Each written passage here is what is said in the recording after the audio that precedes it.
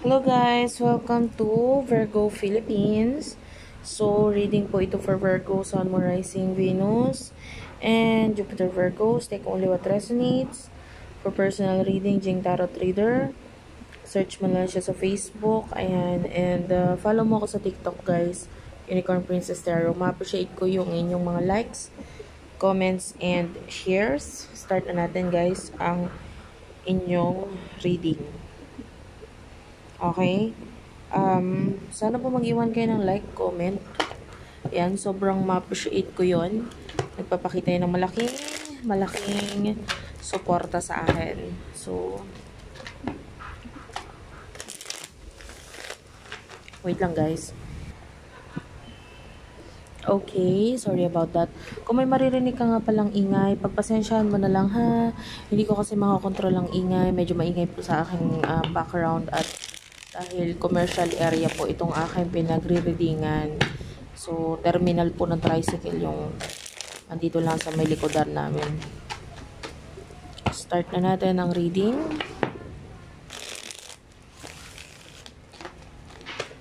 Kapalaran sa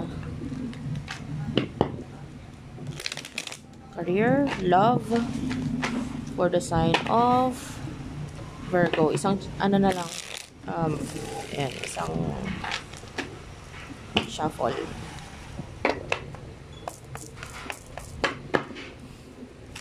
Messages for Virgo. Career and love tayo ha. Career muna guys. And then, sunod natin yung love. Messages paparating pagdating sa usaping career para sa mga Virgo. Okay. Hindi ko po kukunin itong mga nasa taas. Ayan. You do have your Six of Wands. Ayan. Marami ang nakikita nating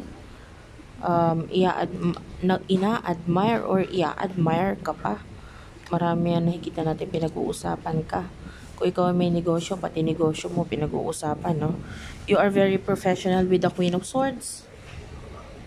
And nakikita natin with the Tower. I feel like something is going to end here. So, pagdating sa career, merong ending. Okay?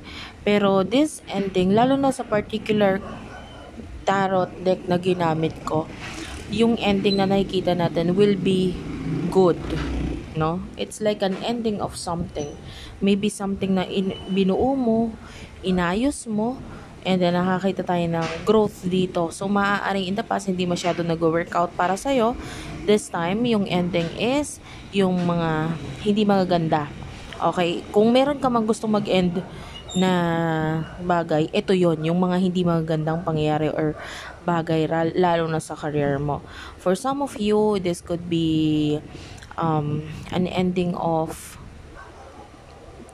maaaring tao na hindi mo naman masyadong parang tinatamad kang pumasok dahil dito sa taong to, no? If you're working, pwedeng itong taong to ay mawala doon sa trabaho na yon. So, pwedeng matanggal siya. Kung ito ay business, maaaring dati hindi nag-workout ang business na ito. So, nakikita natin mag-i-end na yung paghihirap na yon, yung trial and errors, and nakikita natin na magiging mas maganda, magbe-benefit na ito sa'yo. Okay? So, sabi ko nga, ang ending na ito ay yung mga hindi magaganda. At mapapalitan ito ng mga positibo, or this is like positive change for you. Especially with the Queen of Swords. All of these cards are happy cards. Yan. So, yung Queen of Swords is someone cutting off. May mga tinatanggal. And I feel like yung iba sa inyo because ang tinatanggal dito is yung mga negatibo. Yung mga hindi masyado nagbe-benefit para sa'yo. For some of you, pagdating sa career, maaaring may mga tinatanggal, may mga changes, may pag-aayos. Kasi hindi na magandang tingnan or hindi mag-workout or hindi nag-workout sa ganong style. So, yung iba pwedeng may paglilipat, may pag-aayos, may pag-re-renovate, pagpapalit, no? Ng mga hindi na masyado nag-workout na bagay. And with the Emperor, this is you na, I do love that you do use tarot deck as a guide, yung iba sa inyo, natututunan mo ng gamitin ang tarot deck or ang tarot reading as a guide. Like, for example, ako, or yung mga ibang tarot readers na napapanood mo na nakukuha mo as a guide, and nakakatulong ito pagdating sa career mo, no? Um, sa mga nagiging choices mo. Yan. For example, kung ikaw ay magaling magluto, sinabi sa'yo ng tarot reader na ito ay pagkakakitaan mo, ito ay maipapamalas mo yung galing mo regarding dito sa bagay na ito, inilalabas mo yon. So, alam mo na kung paano gamitin ang tarot as a guide for you. Okay? At napakaganda yon. Nakakatuwa po marinig itong particular na ito, message na ito dahil as a tarot reader. So, maganda na nakakatulong ako para sa'yo. And you do have here the Six of Wands. And this is victory. This is victory. The moon is here. So, especially itong eclipse is like transformation. Major, major transformation for you. So, napakalaki nang naitutulong nitong eclipse for you. And I feel like you are more healthier than ever. Kasi nandito ka sa larangan or sa bagay na komportable ka. If you don't feel your work, alam mo napaka-toxic ng work mo, hindi mo to gusto, hindi mo to feel, maybe it's the right time to change your work, your career. Okay, maghanap-hanap ka ng malilipatan na. Kasi nga, hindi ito nagbe-benefit na sa'yo. Okay, hindi na maganda. Kasi this solar eclipse is talking, lalo na tayo ay nasa new moon. Itong solar eclipse is nasa new moon, so that is signifying new beginnings. Okay? At kung ano yung mga hindi magaganda, it's time for you na to change it and to have this transformation. Okay? Pero kung ito ay maganda naman na, might be yung iba sa inyo kailangan mo lang ayusin yung pwesto, yung lugar, no? Kung ikaw ay nasa office, maybe kailangan mo palitan yung i-organize. Ayan, pagandahin mo yung laptop mo, lagyan mo ng mga stickers that would make you feel like may naiba, ganon, maganda sa mata. Yan, maybe mag-display ka ng mga pictures ng mga nagpapa-inspire sa'yo. Halimbawa, picture ng lugar na gusto mong puntahan, gusto mong pumunta ng Hong Kong, gusto mong pumunta ng ano. Yan, it's just an idea, guys. Of course, nasa sayo pa rin kung paano mo pagagandahin. As simple as putting live plant. Yan, yung photo, example, yung photos, kasi yung photos ay photos plant or money plant din kasi yon. So, madali siya mag-grow. Kahit sa water, nag-grow siya. So, pwede siyang ilagay sa desk or sa lamesa. So, as simple as that, basta may konting transformation, makakabuti at makakaganda para sa'yo. So, let's move on to your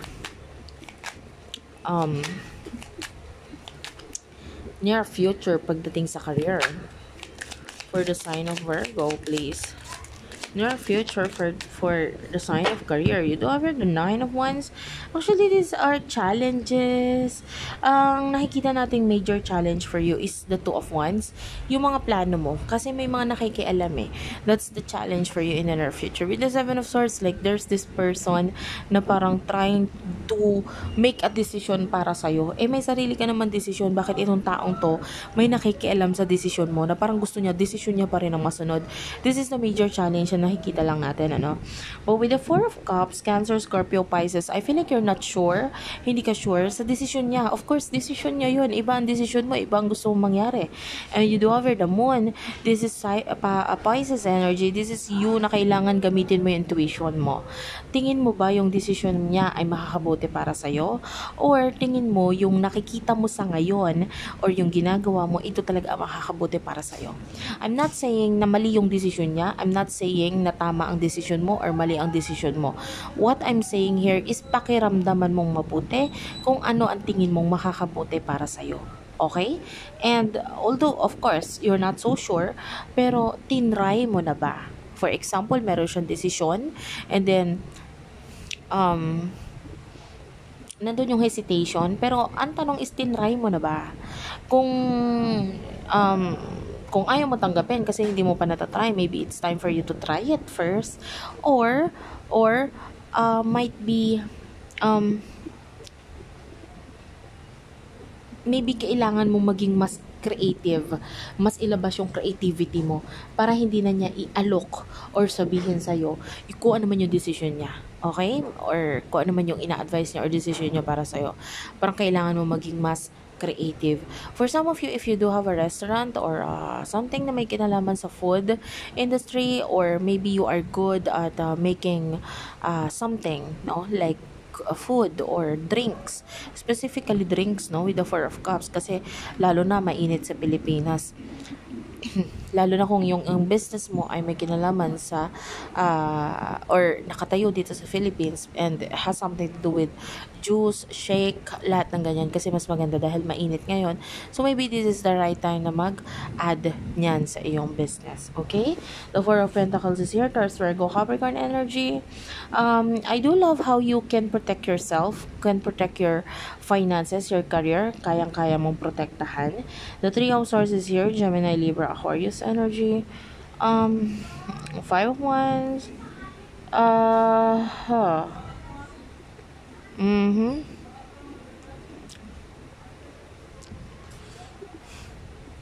feel like may mga taong mas successful pa sa'yo. You know, alam mo naman ang sarili mo, no? Pero may mga successful pa sa'yo. Or, sabihin na natin hindi man successful, mas marami pang pera sa'yo. Pero, naiinggit sa'yo. Bakit? Kasi, ikaw nakukuha mo or meron ka nung mga pangarap nila or gusto nila. Okay? Kasi might be, hindi naman pera yung gusto nila as of now. And might be, sabihin na natin, sige, mas mapera sila. Pero, for some of you, nagagawa mo yung mga bagay na gusto mo. And, pagdating sa career, for example, ikaw nandito ka ngayon sa career. Or maybe you do have a business na gustong-gusto nila. So, nandun, although sila yung may pera, maybe may pera sila dahil sa mga asawa nila. Or might be, literal lang na may pera, but what they want is what you have. Okay? So, nandun yung inggit dito sa mga taong to. Inggit siya in a way na hindi naman masama. Inggit na kasi, sana ako rin may ganoon. Hindi naman inggit na ida-down ka para sila mas mataas. Iba yon, ibang klaseng inggit yon. Kasi, kumbaga inggit na ina-admire ka, hinahangaan ka. And the Four of Swords is your Gemini, Libra, Aquarius energy. You're busy, you're busy focusing on self-love. What I like about this energy is that mas nagpo-focus ka sa pagmamahal sa sarili mo. You know how to make yourself more beautiful. Ayan, babae man or lalaki, lahat. Yung iba, if you're taking vitamins or not, no? If you're not taking vitamins, it's time for you to take vitamins. Now, love yourself. Kasi mag-show up yan ngayon within this year, makikita yung glow up mo. So it's time for you to use whatever you can use to yourself to make you even more prettier, or babae man or lalaki, And the Two of Swords, regarding your decision, the Lovers is here for some of you. Eto, may partner. I can see possible partnership or a friend, or the Two of Cups is here. This is magandang usapin. I do feel like someone is going to, papasok sa buhay mo. And, pwedeng, if you're looking for love, hindi naman lahat. If you're looking for love, there's a high chance na mahanap mo yung love sa iyong career or sa iyong business. And may money na involved, guys. High chance. And of course, meron din tayong partnership. Yan. Some of you, if you are good at fashion or being artistic, the Five of Swords is your Gemini, Libra, Aquarius. Ayan, makikita mo yung picture. It's like pagtatahi. Now, you do have the Seven of Cups. Nakakita tayo dito ng mga choices. And maaring Nine of Cups is here. This is success for you. Okay? Ten of Wands, marami ka lang obligasyon, responsibilidad. But I can feel like kayang-kaya mo lahat yan. Lalo na you are the Queen of Pentacles. Okay, so thank you for watching, guys. Let's move on sa love reading. This is for the sign of Virgo, Sun, Horizon, Venus, Jupiter, Virgos.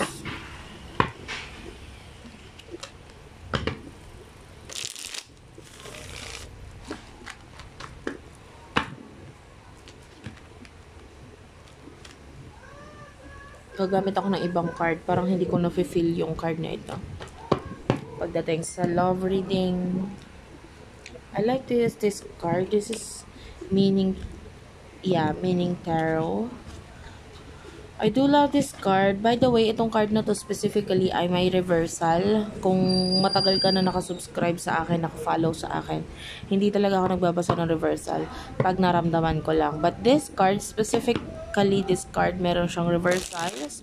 So, we will use this or we will read this card kung kung siya ay lumagbas or nagpakita as in reverse. Okay, let's move on na sa love reading. Love reading for Virgos, please. Sun, Moon, Rising, Venus, Jupiter, Virgos. Um,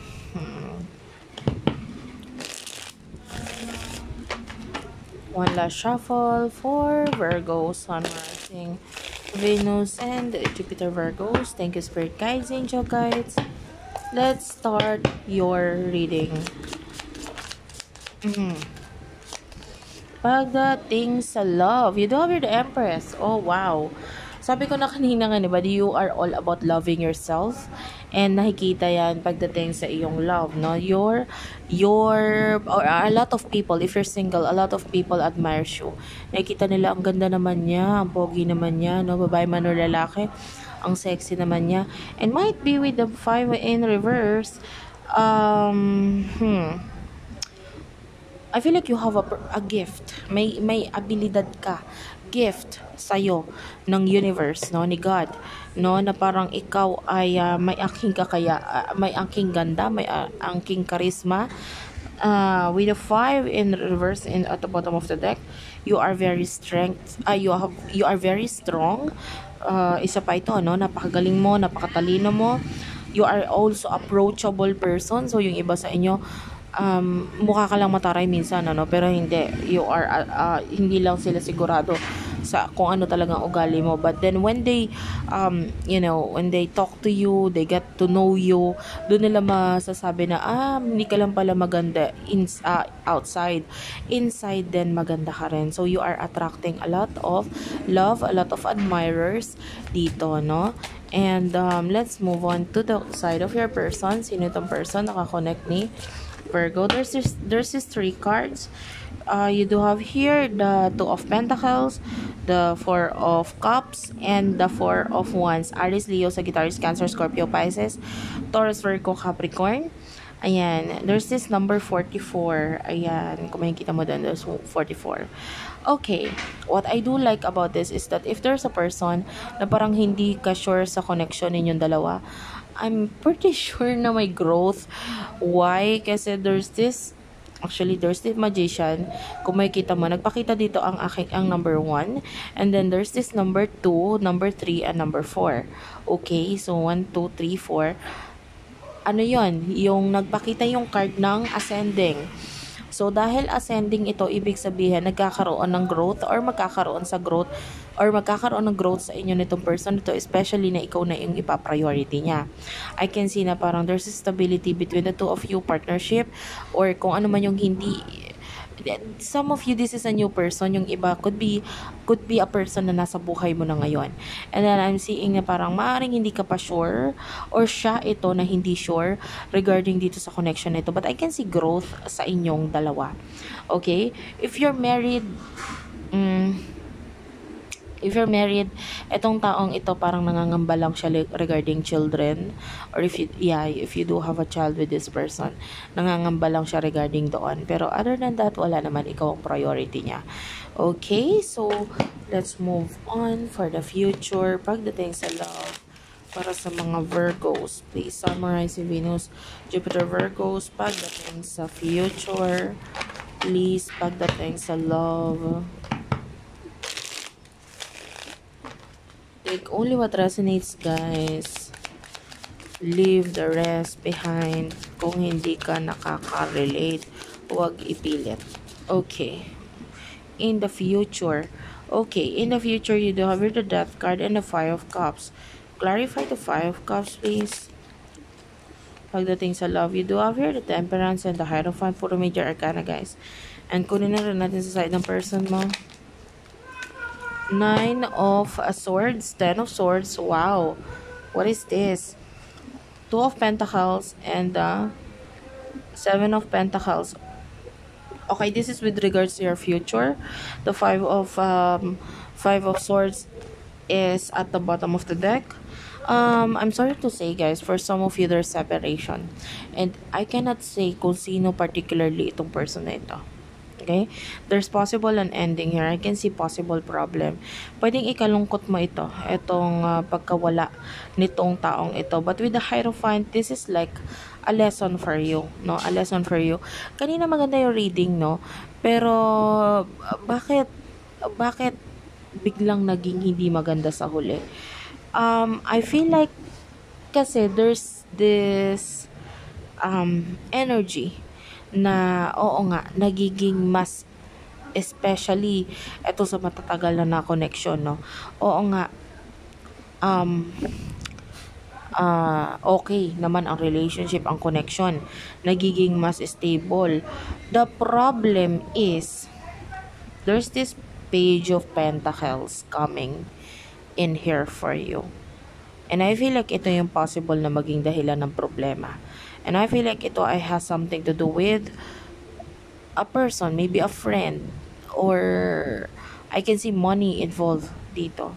And you do have here the Seven of Pentacles. Pwedeng ito yung maging malaking problema because of whoever this person na maaaring magbigay ng attention sa'yo, mga material na bagay sa'yo na pwedeng maging dahilan para itong relationship ay although matibay siya, nagiging mas matibay siya. Ang problema, may isang person na pwedeng mag-shake up dito sa relationship na to or sa connection na to. Pwedeng siya yung maging dahilan. And I feel like this could be someone who is younger than you or I don't know kung sa side mo or sa side niya eh. Basta there's another person. Tell me about this new person here. It's acting like a new person. It's acting like a new person na pwedeng maging dahilan ng separation. No, first, ito hindi maganda yung connection if you are in a relationship. Yeah, there's this Three of Cups. This is acting as a friend.